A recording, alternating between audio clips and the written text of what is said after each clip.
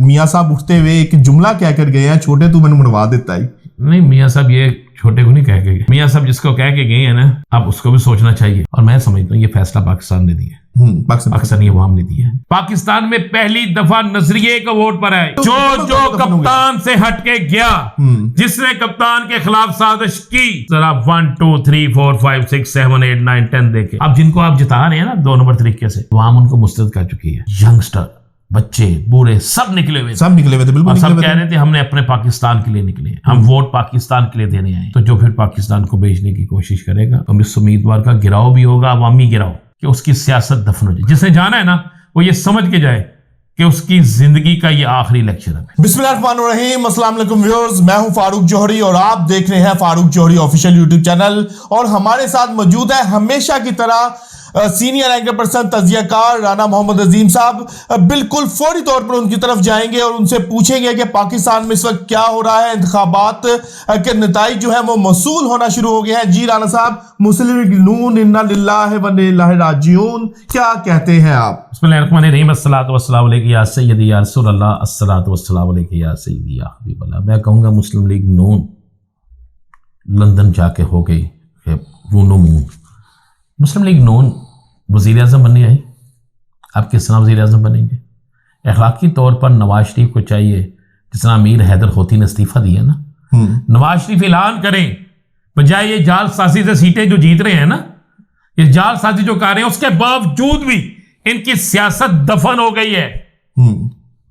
ये कहते ना घर, मैं कहता था गरा, बिल्कुल। ये उस गरे में गिरे हैं जिसकी इंतहा कोई नहीं।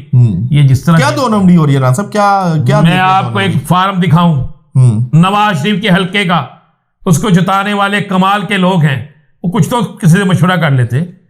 और एक यूसी, एक वहां पे उम्मीदवार है पीपल्स पार्टी और जमात इस्लामी का, एक फार्म में एक के 11 वोट, एक के 4 वोट, बाकी सारे उन्होंने।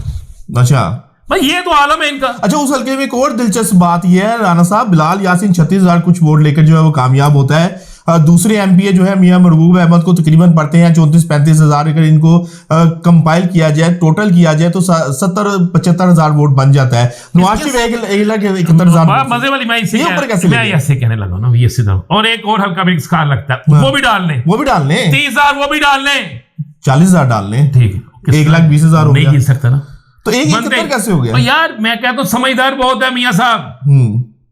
रात को ना वो टीवी की तकरीर दरअसल तैयार की हुई थी, उसमें ये सारा कुछ था। मैंने इतने वोट लिए, और पांडे देखे हैं, पांडे होते जो शादी ब्याह पे वैसे कर ये साहब। अच्छा, जराए ने बड़ा अहम तरीन हमें बताया कि मियाँ साहब उठते हुए एक जुमला कह कर गए हैं, छोटे तू मैंने मुड़वा देता ही। नहीं, मियाँ साहब ये छोटे को नहीं कह के गए। मियाँ साहब जिसको कह के गए हैं ना, अब उसको भी सोचना चाहिए। और मैं समझता हूँ ये फैसला पाकिस्तान ने दिया, पाकिस्तानी अवाम ने दिया। पाकिस्तान में पहली दफा नजरिए का वोट पर आए। फारूक जौहरी साहब गौर करें, वो लोग खड़े थे इलेक्शन में जिन लोगों को का कोई सियासी मुस्तकबिल नहीं था, बिल्कुल कोई पैसा नहीं था, कोई माल नहीं था, लेकिन वो जीत गए। अच्छा राना साहब, ये फरमाइएगा, असल पाकिस्तान तहरीक इंसाफ तो हार गई है, क्योंकि क्लेम तो परवेज हटक का था कि असल तो पाकिस्तान तहरीक इंसाफ मैं हूं, वहां पर 1 लाख की उसको लीड पर गई है। मुझे पता चला है कि बेचारा रात का ना वो कमरे से बाहर नहीं निकल रहा। तो क्लेम तो वही करते थे, वो कमरे से नहीं निकल रहा, घर वाले बार बार दरवाजा नॉक कर रहे हैं, वो आइयो बाहर कुछ खा पी लो, वो नहीं खा रहा बेचारा। देखें वो बेचारे के साथ बड़ा बुरा हुआ है। मैं बेचारा पता है उसे क्यों कह रहा हूँ, जिसने उससे बनवाई उसने ना उसके साथ निभाई और ना ही उसके साथ आगे चलने का फैसला। उसकी सियासत तो दफन हो गई है, बिल्कुल दफन, उसकी भी दफन हो गई। केपीके में तो जो कप्तान से हटके गया, जिसने कप्तान के खिलाफ साजिश की, जरा 1 2 3 4 5 6 7 8 9 10 देखे। अब जिनको आप जिता रहे हैं ना 2 नंबर तरीके से, अवाम उनको मुस्तरद कर चुकी है।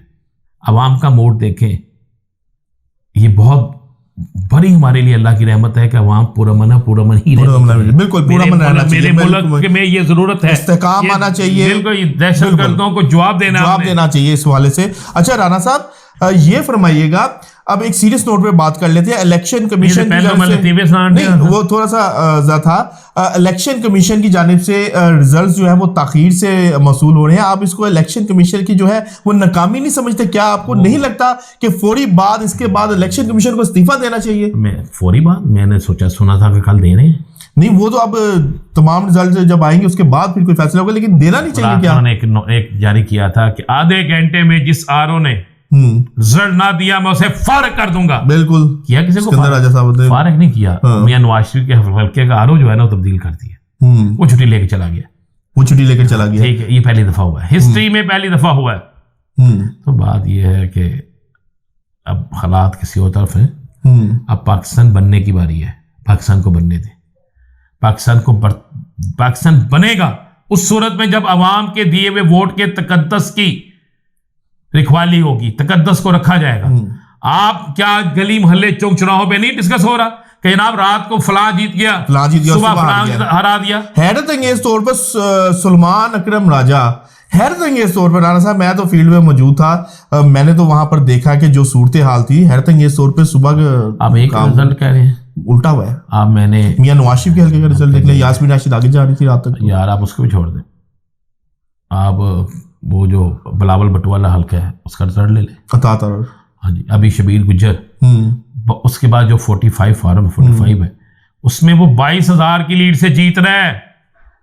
22,000 की लीड से अगर आपने फॉर्म 45 पर साइन करके स्टेप करके उनके हवाले किया है और कल को वो टर्मिनल में चले जाते हैं, अदालत में चले जाते हैं, फिर कहां से जस्टिफाई होगा? बिल्कुल ये बात। अच्छा राना साहब, ये भी फरमाइएगा, अब तो जो मंडी लगाने का सोच रहे थे आजाद उम्मीदवारों की, लेकिन आजाद उम्मीदवारों को भी समझ आ गई है कि हमें जो वोट पड़ा है नजरिए का पड़ा है, कप्तान का पड़ा है, तो वो मंडी लगाने वाले भी जो है वो फेल होते हुए नजर आएंगे, क्योंकि आजाद उम्मीदवारों को मालूम है कि अगर हम कप्तान की मर्जी के खिलाफ कहीं गए तो हमारी सियासत का भी डी एंड खाली कप्तान की नहीं, अवाम की मर्जी। आपने कल देखा खवातीन, यंगस्टर, बच्चे, बूढ़े सब निकले हुए थे, बिल्कुल सब कह रहे थे हमने अपने पाकिस्तान के लिए निकले, हम वोट पाकिस्तान के लिए देने आए।